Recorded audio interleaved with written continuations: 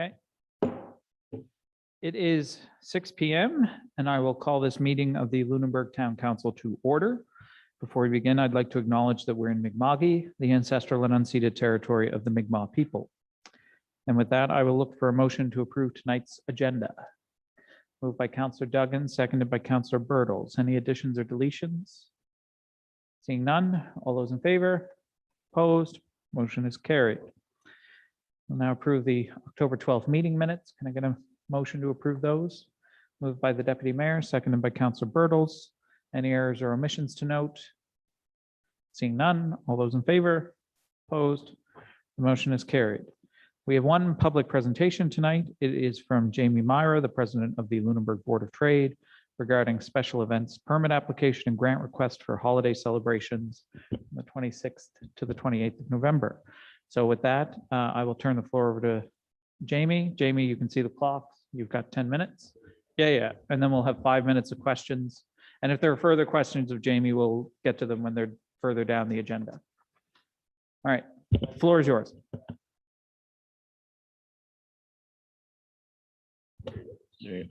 Thank you very much for hearing us tonight, and thank you very much for taking the time out of your busy evening. I guess I'll start. You all have the requests in front of you, the permit details that we submitted to the town a couple weeks ago. So I guess it starts with Friday the 26th. Pretty basic stuff. It's just the lighting of the vessels. It's basically all, for the most part, down on museum property and around the museum. So this is basically you see the list in front of you. We're asking for some extra power capacity that I think Callie set up for us with those portable electrical things a couple of years ago that we used before COVID came along. Some bleachers, staging. The big thing is if the weather doesn't cooperate for those 3 days, we're also hoping to use the community center for our alternative site for outdoor movies. Hard to have outdoor movies if it's a night like tonight, for example. So I don't think Friday night's a big deal. Saturday is the busy day. That is the market and the parade. So, and of course the lighting of the trees and the pilgrimage Saturday evening. So we basically have live music at the bandstand from 12 to 2, and that's covered by our own insurance. The parade, we do have insurance that's being provided by the Rotary Club for the parade. It's basically the same idea as 2019, I guess, if you all remember back to then. Same sort of route. I know staff and Candace and some others are going to do a walkthrough on Thursday to actually see exactly where to go, because there's a number of new staff and different things happening right now that I think would be good for all of us to get on the same page. So basically what we're asking is for the closure of the streets, the barricades put up, closure of King Street here for the market. Again, the portable power thing that Callie had done up for, basically that was our request years ago. And transport of booths to the market and different things. It's all in that. It's all pretty much outlined in the request. And then the pilgrimage is actually being chaired by Councillor Ernst, and that's the same as it's been for years as well. The only difference was we were told we might not have a donkey because of the age of the donkey. So besides that, it's basically mostly the same as other years. The only, so the big thing, the big thing is we're asking if we could go back to trying to run a holiday event like we did pre-COVID. So 2019 and before. Basically, that's what we're looking at. Most of the people sitting around this room have been around for those events in previous years, so it's nothing really too much different. There are a few requests that I have added on here tonight that wasn't in our original request because it was an oversight. Number one, I guess, will be we want to go back to the lobster trap tree at the museum property, which we've done years ago. The big problem was the lack of getting lobster traps, because that just happens to be during lobster season. We can all get all kinds of traps in the summer, but don't really need a lobster trap tree then. So we do have graciously some lobster fishermen from Bayport and Kingsburg so far have been willing to donate 50 traps each for the event. The problem is that's a lot of lobster traps. So we were hoping that Public Works could go down and pick them up with the big Public Works truck. And we're looking at Friday the 12th And a couple of the guys that work at Public Works know the fishermen that are donating them, so they know where to go, know where it's at. So they're quite comfortable if they're allowed type of thing. So that's part of the request. Then we have another gentleman that's part of our board. He's actually our treasurer, Robin Yost. He wants to take the old snowflakes that really there's no use to them from our point of view at this point, or Callie's. They're pretty old. They haven't been up in 15 years, and they were up when I was a kid. So they weren't born yesterday or weren't bought yesterday. So Robin would like to take them, play with them over the winter, him and his guys, try to refinish them, bring them back to life. If so, he wants to do it and donate them back to the Board of Trade in the town to use another year. If he doesn't succeed, well, then guess what? He's gonna have to find a place to put them, because the Board of Trade has no space in the town. If they let him take them, certainly aren't going to take them back. So he'll be made aware of that, but I'm just asking, he'd like permission to be able to grab them from Public Works guys and play with them over the winter. So that's the second thing. And the third thing we forgot to mention here, which is fairly important. Last year we did a Christmas decorating contest, if you remember. The Lunenburg Board of Trade sponsored the business side of it, and the town of Lunenburg Town Council sponsored the residential side of it. And what it was 3 prizes of $250, $150, and $1, I think. And it was gift certificates purchased within businesses of the Board of Trade or within the town of Lunenburg. So it could have been like $150 at whatever, one of the local restaurants, right? And the Board of Trade has already agreed to do the business portion of it once again. And we're hoping the town council can find it in your means to sponsor the residential portion of that competition. And we are amping it up a bit this year to basically participate in either the business or the residential one. We're going to have a registration forms. You have to put your address on it and tell people who you are. And we've actually have Nancy Rogers, Seaweed Tours.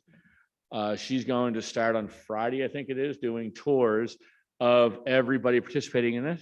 So, and that's going to be like complimentary, paid for by the Board of Trade. That's a couple of grand. The Board of Trade's anting up for that whole thing, to take people around to the residential areas that are participating and the businesses, like down through the main core of the community. And then those people will be the ones that sort of vote on who they think the winners are for the competition. So that's a little bit different. Plus Nancy's gonna be around on the weekend with her music, Christmas music playing on the bus and doing some jingles in the parking lot like she did other years. And that really was successful last year. Mind you, there was none of the other events going on. That's really all we had, was her playing Christmas tunes in the town parking lot. So that's really what we're here for. It's really to ask the town if they'd be so gracious to go back to what we have been doing before COVID. And so that's really all I have at this point. Thank you, Jamie. And 3 minutes under time, so we'll give you that on the back end for questions. Councillor Halverson. Thanks, Jamie. I had a couple questions about, so the decoration contest, could you just, so it's 251 to 100, so you're looking for from $500 from the town? Yes. Sponsor that Yeah. side, and you guys have an equal on the other. Yeah, we did 500 for the business side. Okay, Yes. fair enough.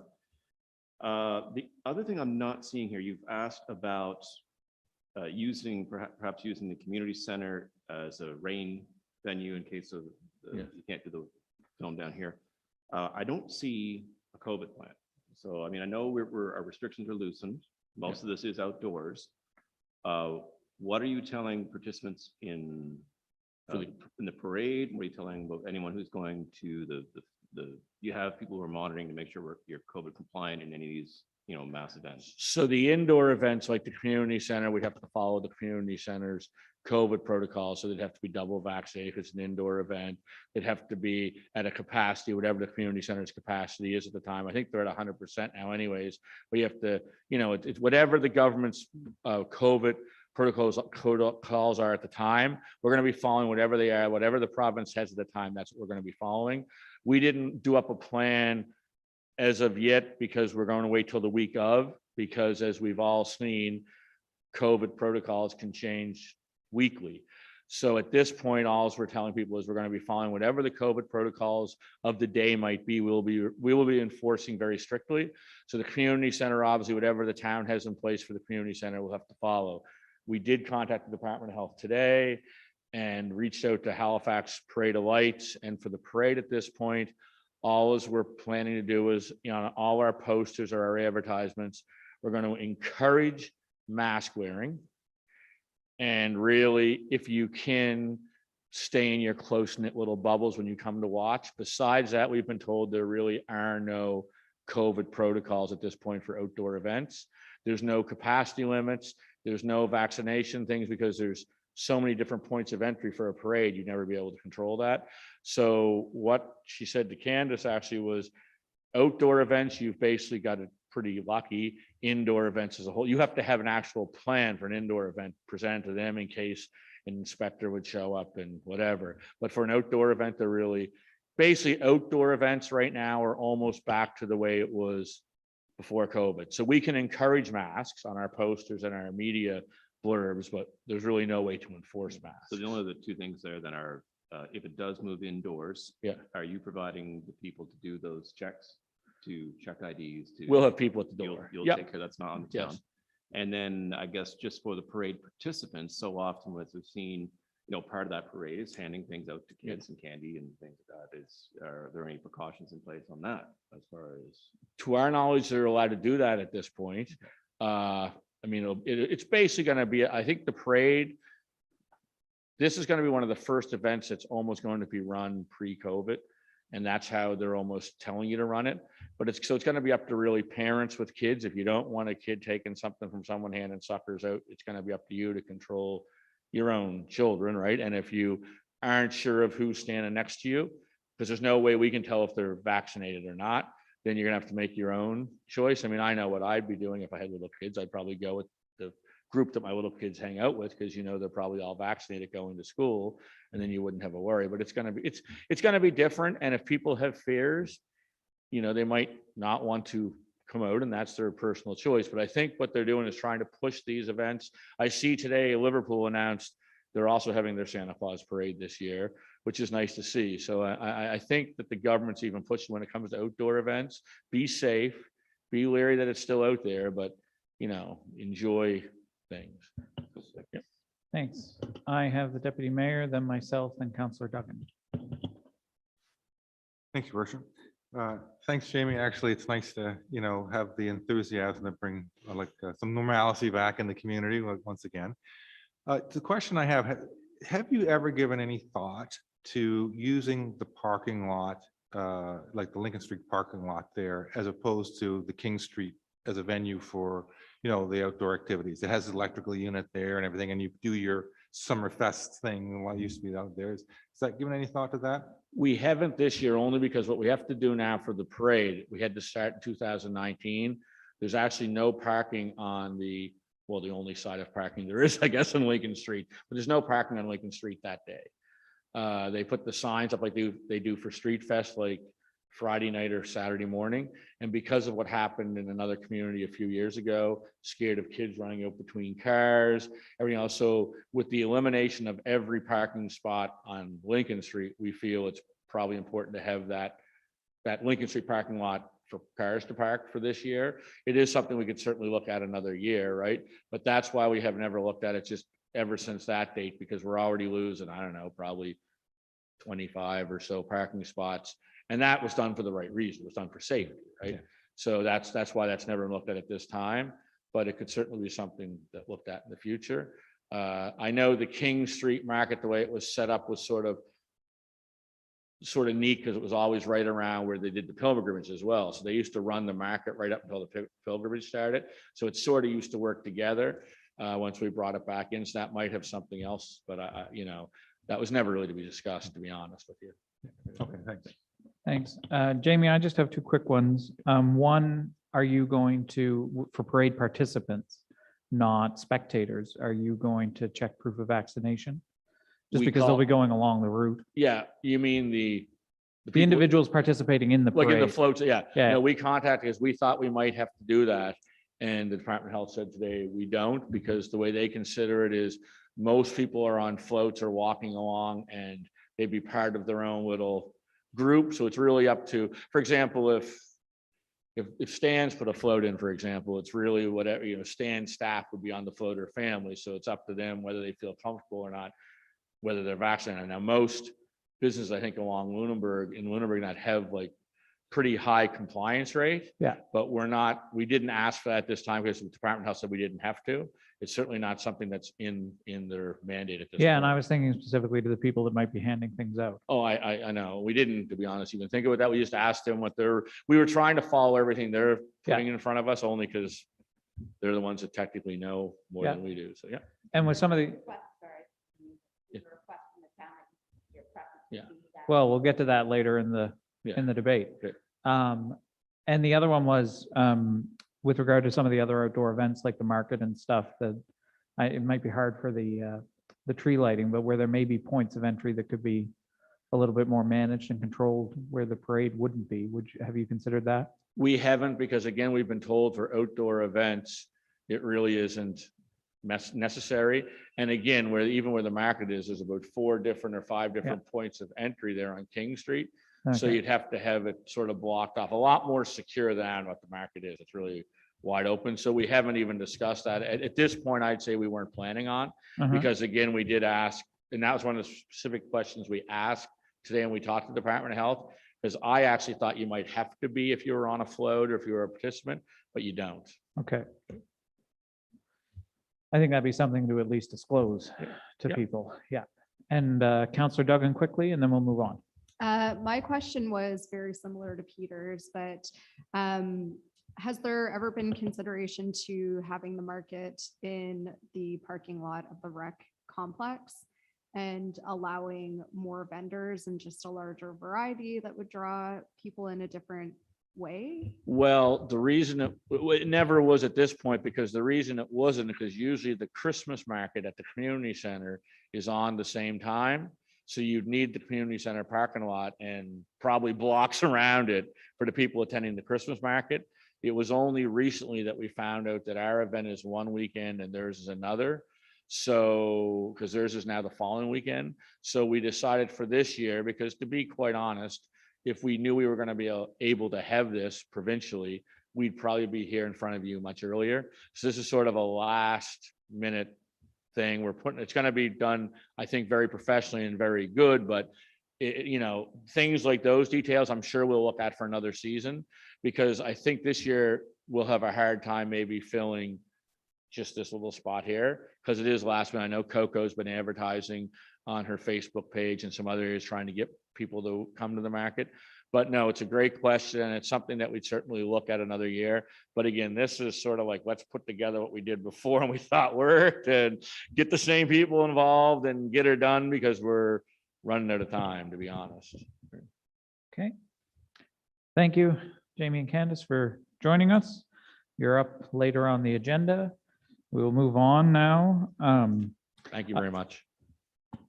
I will note that I forgot to take heed of B's note that we have with us another new employee tonight, our new planning technician, Trevor Hume, who joined us this month. And Trevor has been a huge asset to the planning department in a very short time, and we look forward to him working for us for a long time to come. So sorry to have forgotten you there at the top end, Trevor. We have correspondence from the Minister of Municipal Affairs regarding the Provincial Capital Assistance Program wastewater check valve funding notification. CAO can just summarize that very briefly.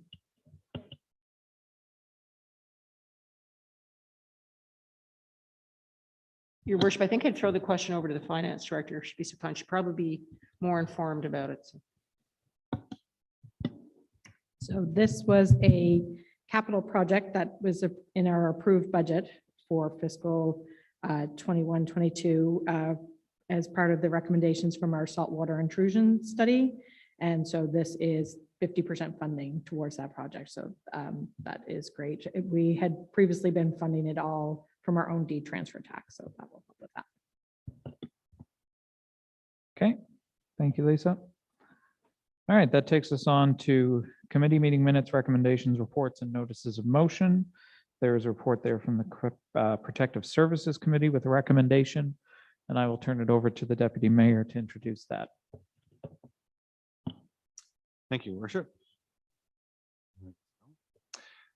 Yeah, the fire department would like to upgrade their communication equipment. So the motion is to approve to sell and apply the proceeds from the sale from the current fire department pagers to the purchase and replacement of the fire department pagers. I guess that's that right. The fire department would pay any balance owing the purchase of the new pagers. So it'll be 100% funded by the fire department with the proceeds from the old pagers that they sell. Perfect.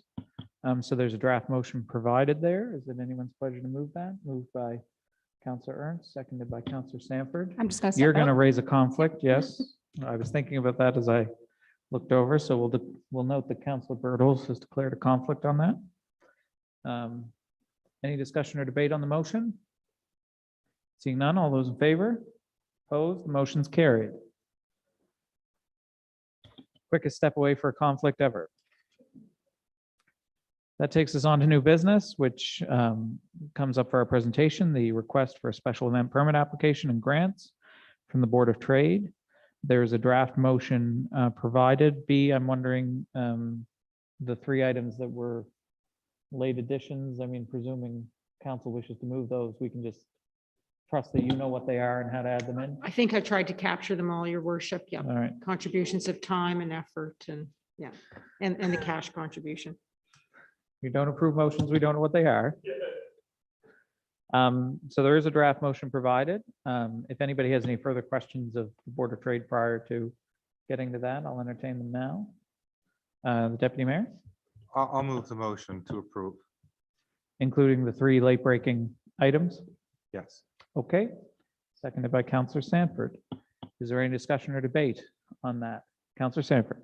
I just want to make a statement and I want to thank the Board of Trade and the museum and the other folks that are involved for stepping forward with this, because my personal experience in Lunenburg has been at that particular point in time, all of those activities are very uplifting and very reflective of the holiday and of the spirit of the community. And I think now more than ever, we need that. So thank you. Thank you very much. And again, I agree with your statement, and I agree with the deputy mayor said earlier. It's nice to get maybe back to some normalcy, whatever that may look like in the near future. But again, I'd also like to add staff that we've been working with. Callie, Kelly, B have been also excellent on the town side of things. I think we started this back in 2018 or 19, the three-way partnership, and I think that's working out very well with us, the museum and the town. And again, I hope we continue to do this moving forward. So thank you very much. Thank you. Any further questions, comments, statements, discussion, debate? Seeing none, all those in favor of approval of the request? Opposed? The motion is carried. And we will excuse the members of the Board of Trade. Also, you guys want to, I don't think the meeting is going to last much longer anyway. That takes us on to the second item of new business, town grant request to the Nova Scotia Caregivers Association Society for donated use of the community center meeting room auditorium. There's a draft motion. And I assume somebody from staff is going to speak to this. I would defer to the CAO. She perhaps had some communication with the group. Oh, she's throwing it back to me now. Sorry. Well, I think we tried to encapsulate your worship as much as possible in the particular agenda item, the description. There is a balance of the $4,135 left over from your 2021-22 grant budget for the overall year. This is something that could therefore be accommodated as by way of a rental fee write down for the amount of $720. These types of uses of the room came to our attention when we had a paid rental in that room, and then we suddenly heard of some people that no longer had overflow meeting space availability when the library was using the room instead. So this group is very willing to relocate to the community center. It would be a great fit for them. There are probably some privacy and confidentiality issues associated with it. So it's a nice meeting space for them. But they would rather not pay a rental fee if at all possible, and so asked for staff's advice as to other options, and we advise them of the grant program. Obviously, this is well beyond the period of time at which we request grants to be submitted for your consideration. But notwithstanding a very worthwhile organization, they have filed their financial statement and other supporting documentation with their request, so all appears to be in order. Thank you. All right. The motion provided, and there's a suggested, I assume the suggested amount is $720. Is it anybody's pleasure to move that as presented? Moved by Counselor Halverson, seconded by Counselor Bertels. Any discussion or debate? Counselor Halverson. Just would ask the CAO, that $720, where does that leave us on that fund then? Or perhaps finance director? So as mentioned before, we currently have a 4,135, right? Separate. And then I just want to clarify as well, in their application form, it says they want the community center's fitness room. So is that still, that's the meeting room upstairs? That is what we're referring to? Okay, I just want to be clear on what we're talking about. Yep. Thank you. Any further discussion or debate, comments, questions? Counselor Sanford? I'm just wondering about the precedent with nonprofit organizations which do wonderful work, as I'm sure this particular organization does. And about setting a precedent. So if we're making space available at no cost, I think we should be prepared to support other organizations in the same way. So it's a consideration I think we should have, maybe. Counselor Devon? My understanding as well is that the room at the library could become available again. Is that a possibility at some point? And then That's right, your worship, because the pre-kindergarten class will move up to the second floor. And the space that you might be dealing with later on in your meeting and in your in-camera session. So that's right, the space will become available, but we're hoping that the library returns to the original purpose of that overflow room, which is really just that. It's overflow programming space for the library. Other groups coming in, third-party groups that have a standing commitment, would find other spaces such as the community center, the fire hall, and work with Gary Mossman and book a space there. So yeah, that is still a viable option for I them to guess go I'm there. just curious to know if there's any other space that's usable for them as opposed to one that would cost money. I would love to know what the options are, I guess. Those are the only three that I can think of. Continue to let them use the library space at the academy, although we do, I think next week I'm showing a renter through. Okay. So fingers crossed if that works out. So that space might not be available for too long. And yeah, then the two town spaces. There could be churches and whatnot. I don't know of Legion, but I assume they have rental fees too to cover some costs. Okay, thanks. Counselor Halverson? I guess to Councillor Sanford's point, I'd be curious to know how many other organizations are we supporting right now with in-kind pre-rent? I'm sorry, I don't have the grant list with us, but the only ones that we would be supporting with in-kind would be on that list. So I mean, if you looked at the last variance report, it would have that grant listing at the back. But off the top of my head, I actually don't recall any in this particular fiscal year. So it's not a. Like it's not a something standing- Normally do that. No, like a standing meeting for this particular group or that sort of thing. That's not typically something that we would have. No. We have given, correct me if I'm wrong, in the past on breaks on rental fees for not-for-profit organizations. Oh, that's correct. So like Yeah. if they were holding an event or something like Yeah. that, but I don't believe there's any with us standing monthly meetings or Yeah, yeah. anything like that. Anyone else? Counselor Halverson? I do appreciate too, this is a different situation than a standing monthly meeting. This seems more like it's like a health support. It's respite, right? So it's, this isn't, a group people are going to get together to deliberate meetings and committee minutes. And this is, people who need time away from home to, take care of their mental health and everything else. So I do feel this puts it maybe in a different category than, just in, a recurring meeting. Okay. Any further discussion?